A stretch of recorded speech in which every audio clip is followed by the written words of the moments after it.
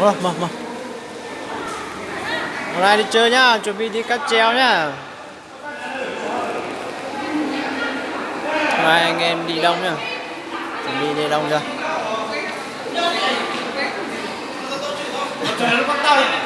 Con tay đó đấy. Con tay đó.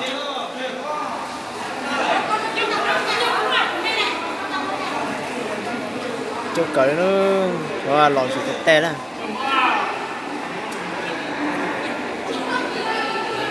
Đó, chờ con tay đó này.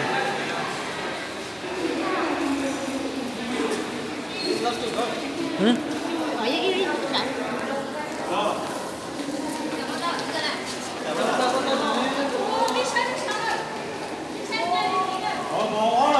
Lo tao. Chuyện rồi bà sẽ cả. IOP.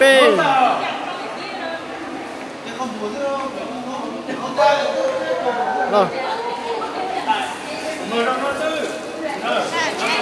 Chà. Một trắng tu tiền nó rồi, một trắng tu tiền phụ thiết chào nó rồi.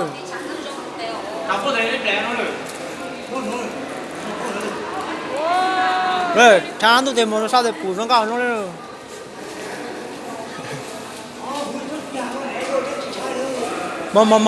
Mua về nha cha.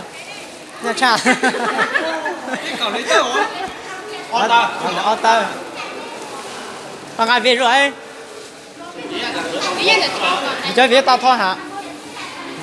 Ngang. Dạ. Đang chụp ảnh chứ.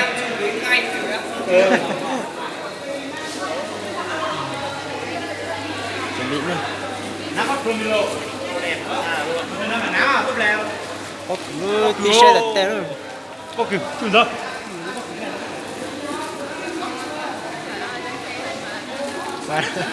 Đã chơi nói chung rồi.